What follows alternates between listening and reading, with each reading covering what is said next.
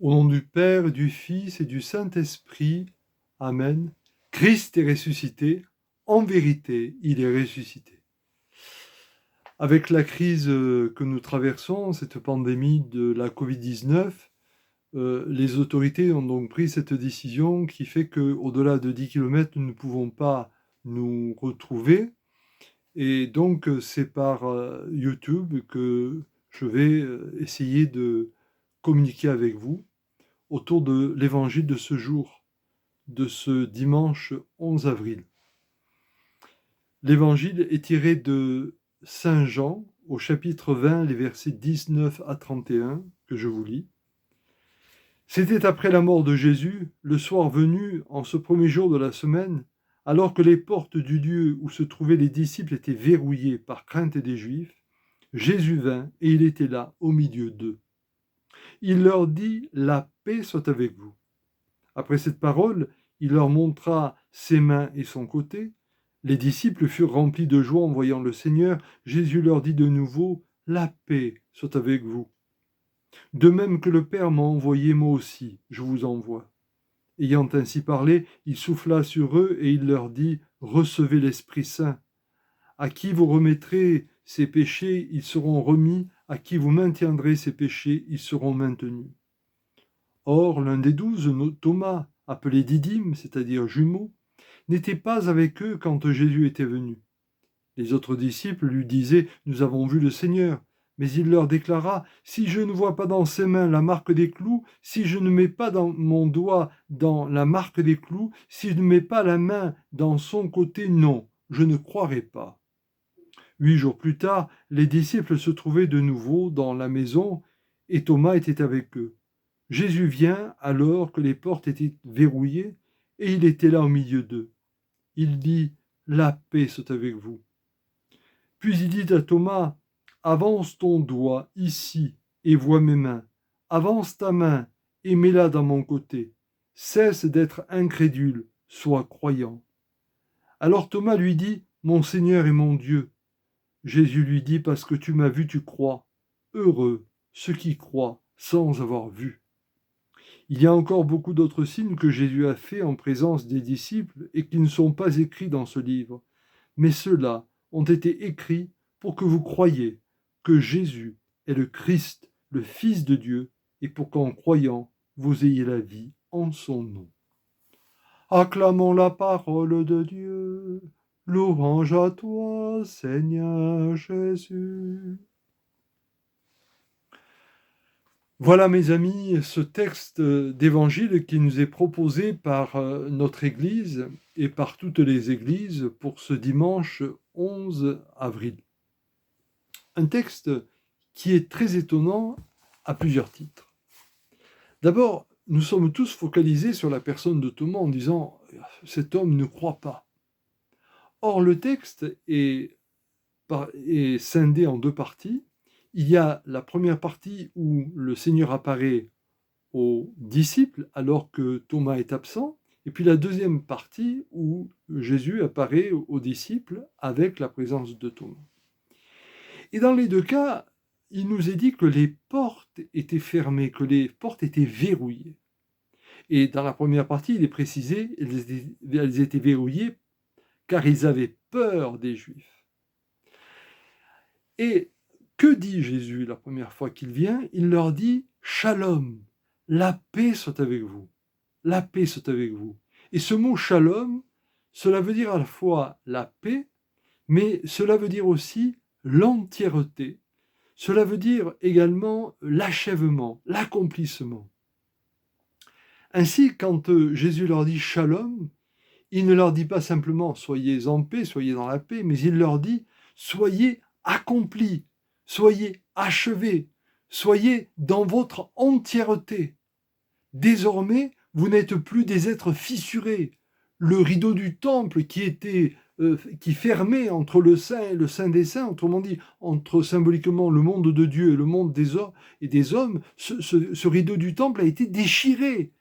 La pierre du tombeau de Pâques a été roulée. Et donc désormais, le monde de Dieu et le monde de l'homme communiquent. Shalom, soyez dans cette plénitude, soyez dans cette entièreté.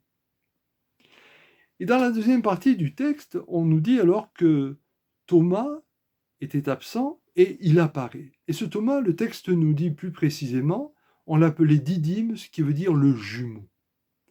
Et là, il y a quelque chose de très intéressant parce que derrière ce nom de Didyme, de jumeau, l'évangéliste nous laisse entendre que cet être est un être divisé. Il est dans une forme de dualité. Il est à la fois le croyant, mais un croyant qui demande à pouvoir constater. Il est un croyant, mais qui demande à pouvoir entendre, voir de façon physique. Et on pourrait s'étonner de cela et même dire « Oh, quel manque de foi !» Si je reviens sur cette séparation des deux moments, c'est pour montrer que, en réalité, le Seigneur qui était apparu à l'ensemble des disciples, hormis Thomas, ne sont pas plus convaincus. Car 8 jours après, autrement dit, un temps de nouvelle création, symboliquement le 8, c'est une nouvelle création. Au terme de cette nouvelle création, que se passe-t-il ? Eh bien, l'ensemble des disciples sont toujours enfermés, verrouillés.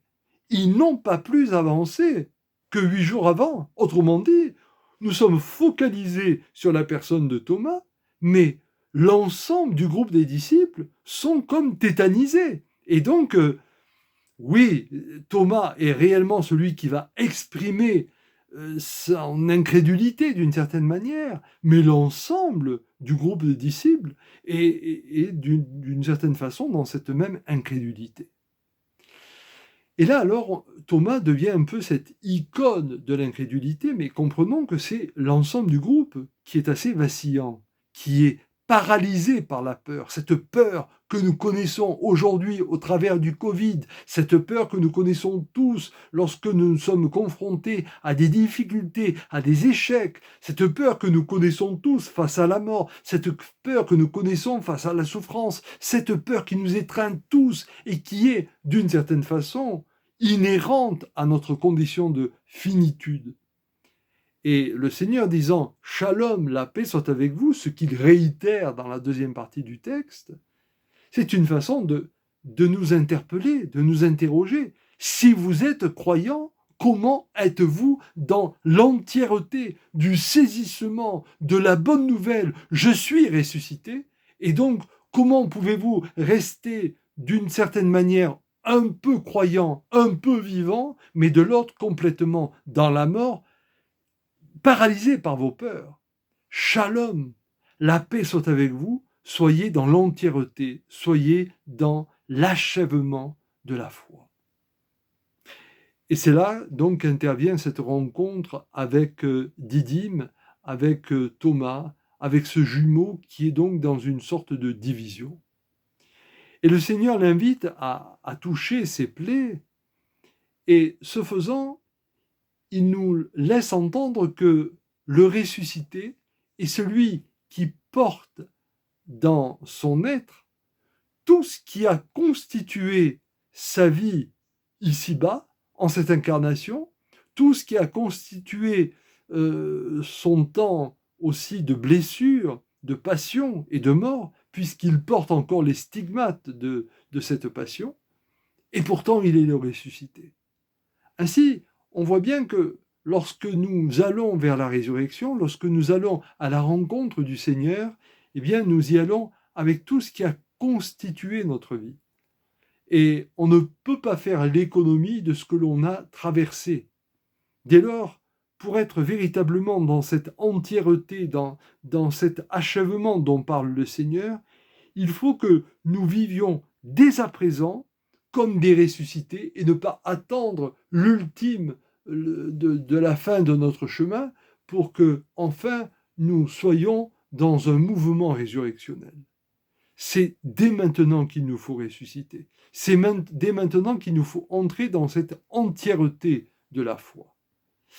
Et Didyme qui cherche donc à toucher, et le Seigneur qui lui dit « Désormais, tu devras faire partie de ceux qui croiront sans voir. » Alors bien sûr, on peut se dire que ce texte a été écrit a posteriori et que d'une certaine façon, il concerne donc tous ceux qui n'ont pas eu cette chance d'être des témoins oculaires, de ceux qui ont vu le Seigneur, qui l'ont entendu et qui l'ont touché.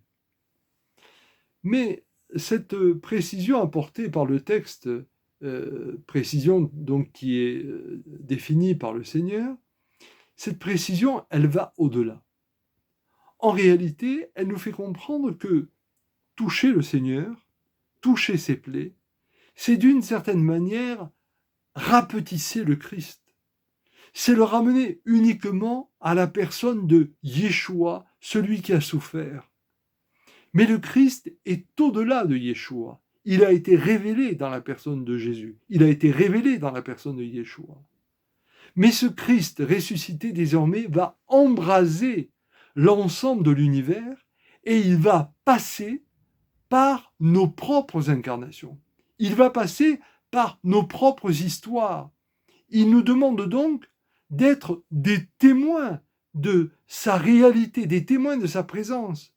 Et donc vouloir le toucher, vouloir toucher ses plaies, c'est d'une certaine façon croire que le Christ et le ressuscité se limiteraient à l'histoire d'il y a 2000 ans et que nous le regarderions dans une sorte de nostalgie. Or, s'il est ressuscité, il est vivant. Et par conséquent, je n'ai pas besoin de le toucher, je n'ai pas besoin de le voir. Il me faut le vivre, il me faut l'accueillir, il me faut l'intégrer, il me faut l'incarner. Je dois devenir icône de lui, au-delà de ma pauvre humanité, au-delà de ma pauvre intériorité, au-delà de ma pauvre histoire. Je dois devenir lui, le Christ. Je dois être embrasé par lui.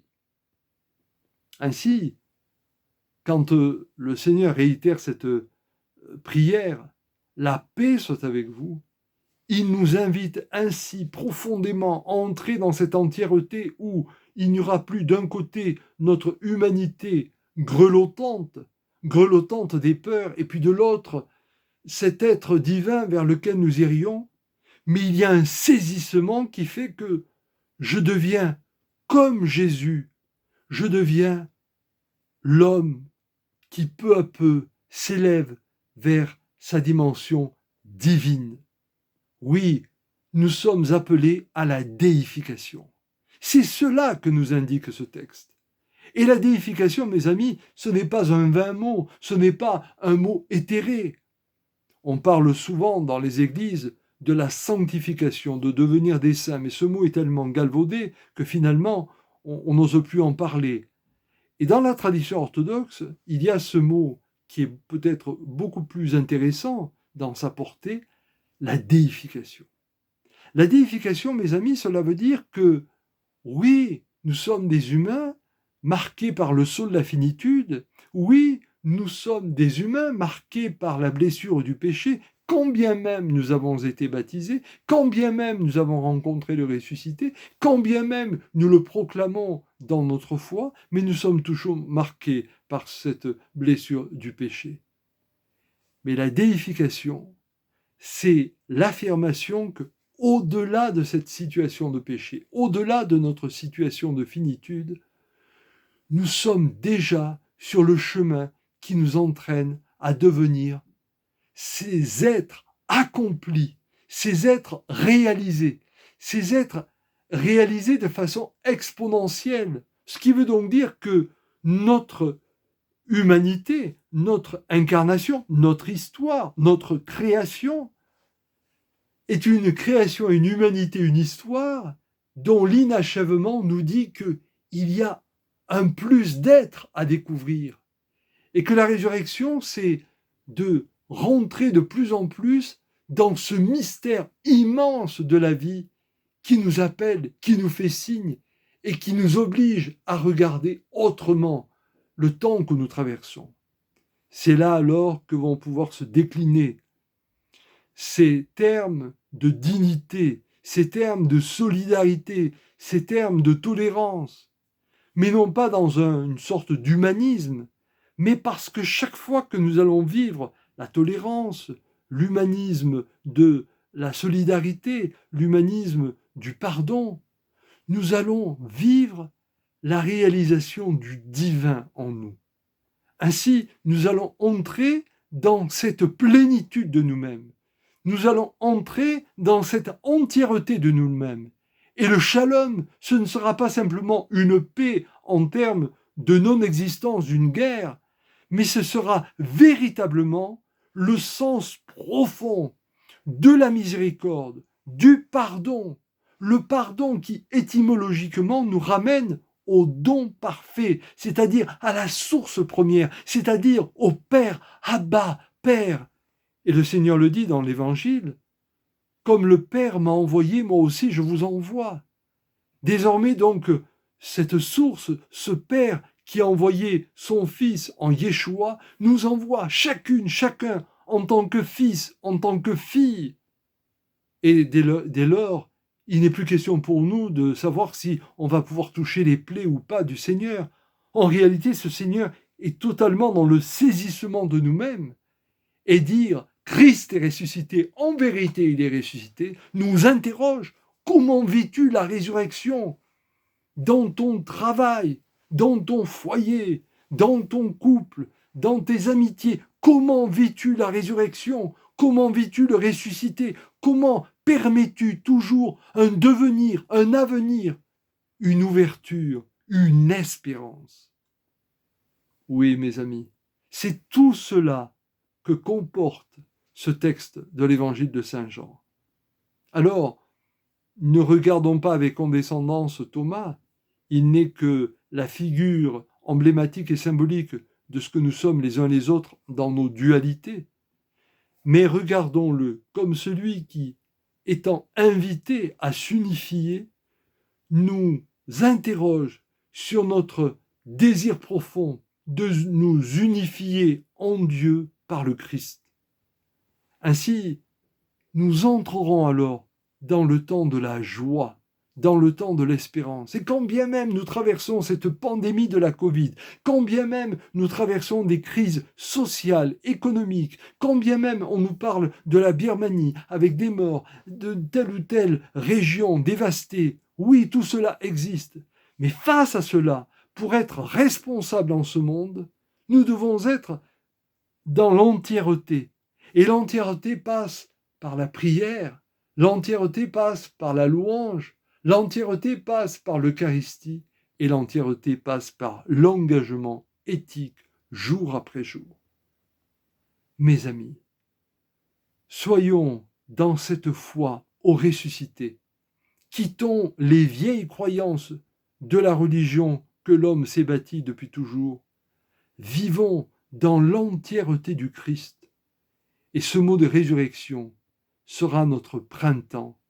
Nous deviendrons les visages de Dieu parce que nous deviendrons la lumière qui brille dans les ténèbres. Christ est ressuscité. En vérité, il est ressuscité. Alléluia.